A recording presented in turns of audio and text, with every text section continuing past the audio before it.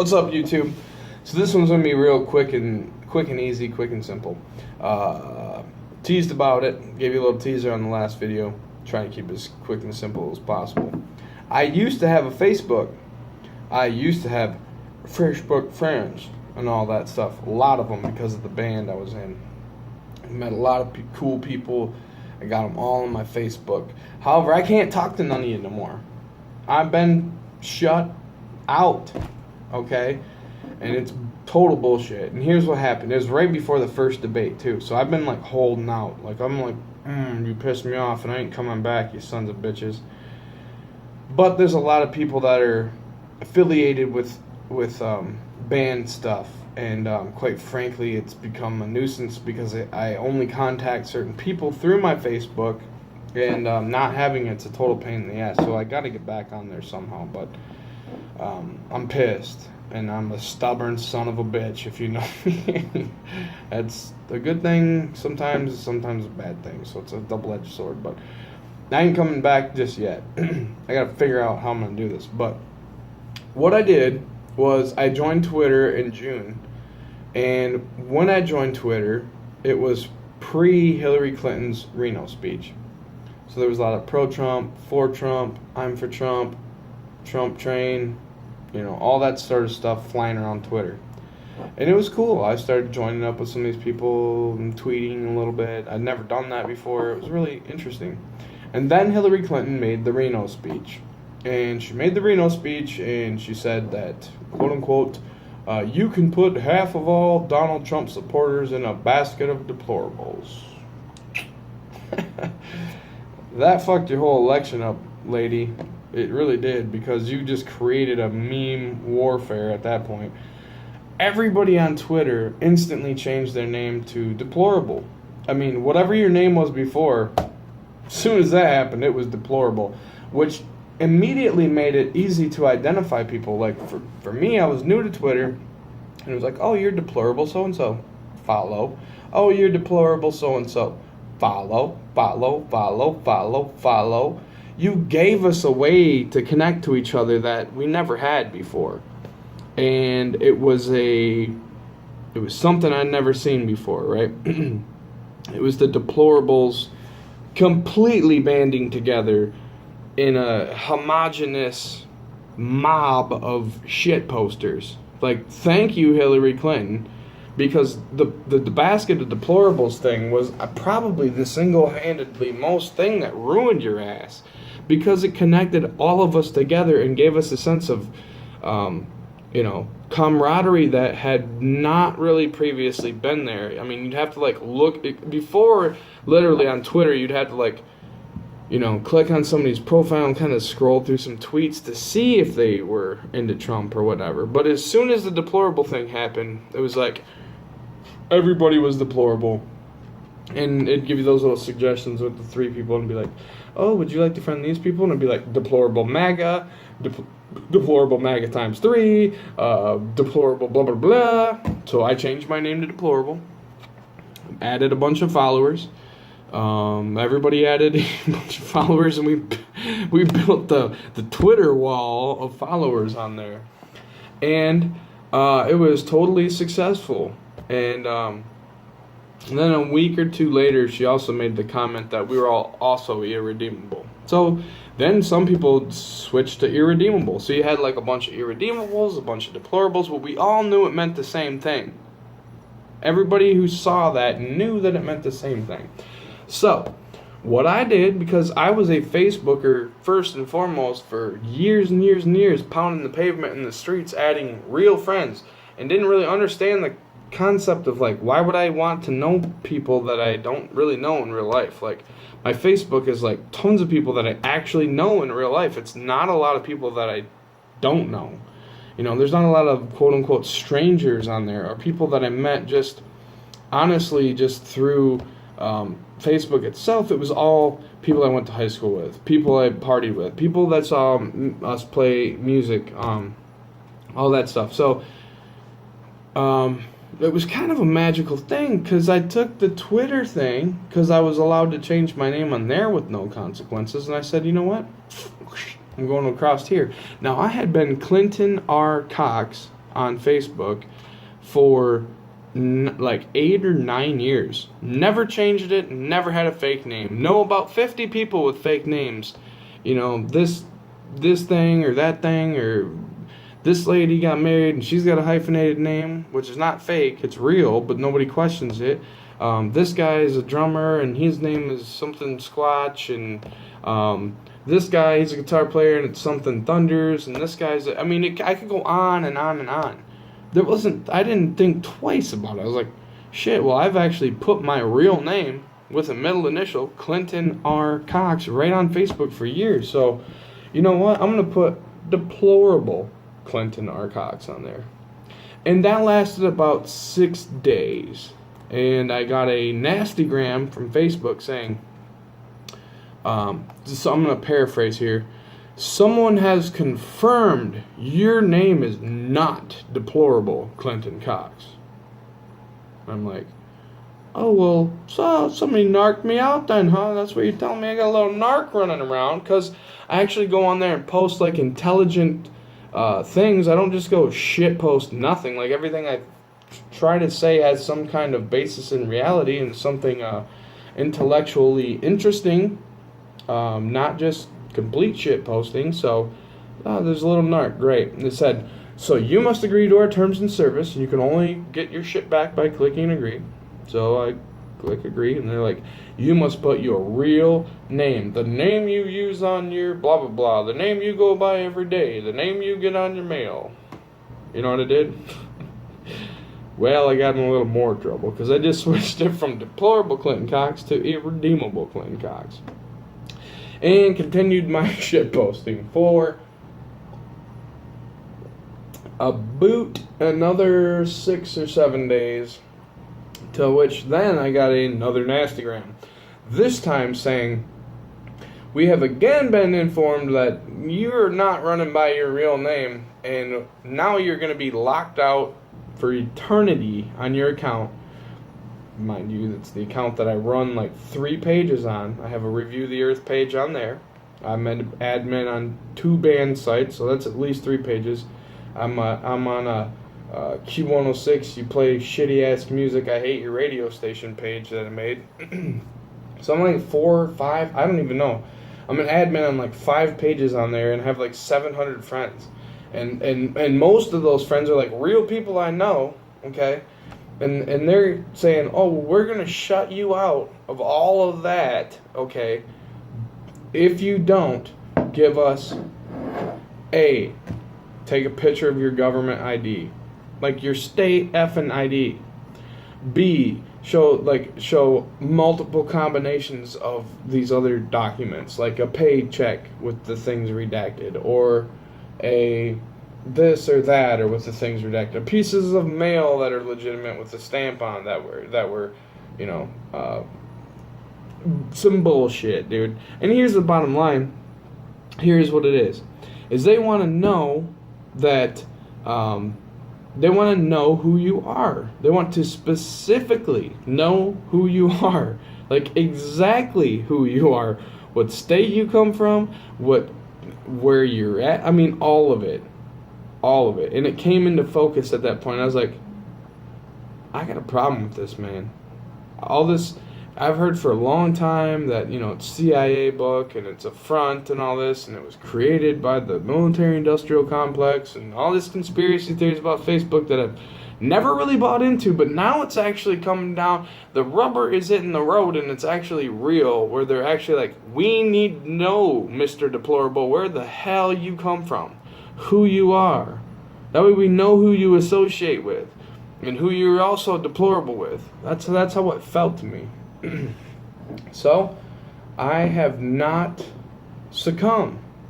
I have not got back on Facebook. I haven't checked my Facebook since. It's the longest period of time that I have gone without looking at my Facebook, man. And that's totally legitimate. I am not happy about that situation. I actually have, you know, I would say hundreds of hours into Facebook. All my posts, all my friends, memory hold. Like they never existed. Gone in an instant. Matt Drudge spoke of this too. I would highly recommend Just looking up, all you have to do is go to YouTube and look up Matt Drudge visits Alex Jones. I'm sure it'll show up. Matt Drudge went to Alex Jones in InfoWars studio, and they had about a 45-minute interview. And Matt Drudge is the focal point of, if it wasn't for Matt Drudge, my God, where would we be?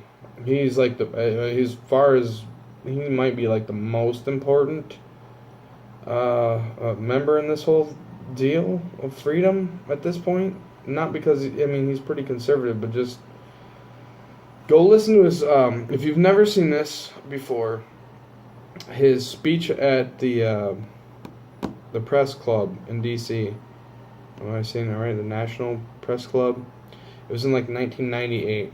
If you go watch that speech, and then you go watch him going to InfoWars, like 2 years ago, he showed up random at the InfoWars facility, and obviously they granted him about 45-minute interview, which he would not go on camera. He's not been seen in a long time, really.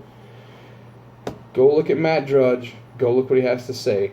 He clearly calls out 2 years before this happened to me that these places are ghettos. They are ghettos. That if you go on there and you spend your time and money and energy, they can take it away like that. And they will now for freedom of speech. They give a shit less about freedom of speech, obviously. If they can take me down for making my name deplorable or irredeemable, I mean, Twitter doesn't even do that, for God's sakes. Everybody's bitching about Twitter, and they're a ghetto too, and I'll get fucked by Twitter eventually, I'm sure. I'm sure I'll get to the point where it pisses them off, and I'll become, a threat, which is what Facebook made me feel like, and that's why I will not go back on there yet. I've got some ideas about that, but I figured that this would be another good video because you need to see those two videos from Matt Drudge. Those are the most two important videos you can see. I gotta remember how to do this stuff. Get a little more tech savvy. It's not even that hard, but I will put the links in the description so you can see those two videos because they're massively important. The Matt Drudge at the press club in '98 and Matt Drudge at Alex Jones InfoWars in 2014 or 15, either one. Can't remember. It seems like it was a couple years ago. But that's some real shit, folks. I am banned off of the Facebook. Can't talk to my friends anymore. Friends I know for years that's the only way we talk is on Facebook Messenger. I am memory hold. If you go to try to look for my page, it doesn't exist. I am gone. Not even like, this person, it's just, I'm gone. Like my existence, every post I ever made is removed. Gone, man. I've been on there for a long time, saying a lot of things.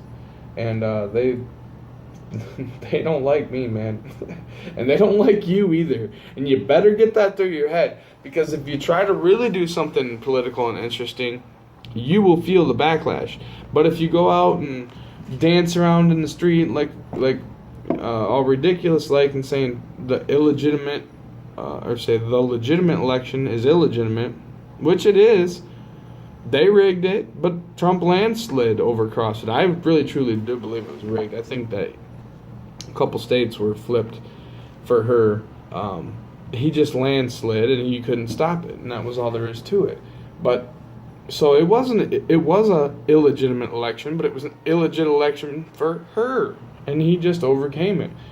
But why don't you go protest the illegitimate wars? Why are you blocking me off of Facebook? Don't you know that is going to make me come back 10 times harder? Like, you think that shutting me out is going to stop me, you crooked bastards? I will never stop. I'm looking that camera right in the eye and telling you I will never stop. You can't ban me enough. I'll find another platform. I'll find another way. And all of us will. You'll never stop us. So quit. And I'm not saying you. All these people on the streets, just go form legitimate arguments. Okay? Go form an argument that's valid. Don't just say my bigotry, my socialism, racism, all this bullshit that you guys come up with.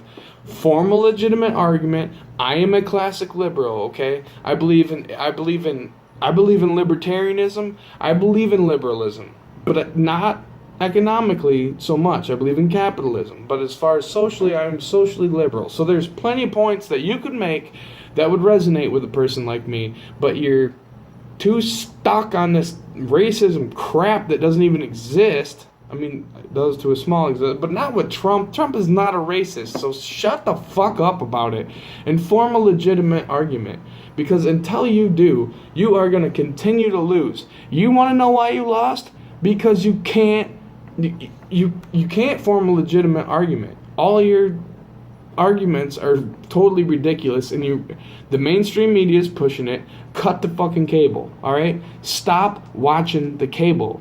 When you do that, when you stop watching the cable and you stop buying into all this garbage and you start thinking for yourself, you start questioning authority, you start being skeptical about the stuff you hear on TV all the time, that's when you'll free yourself, and we'll all be free. So that's my message to y'all. And again, this one goes out to It's Medication Time and to Sticks, Hex, and Hammer 666. I'm with you guys. I'm fighting the fight on the grassroots. I'm going to keep making these videos. I'm going to keep doing the best I can. I'm not going to let you down. So comment and like on my videos. They're going to be coming fast and furious here soon. I've only got like 3 other videos on there. But at this point, I'm just going to ramble on and talk whatever shit I want, just like Sticks does.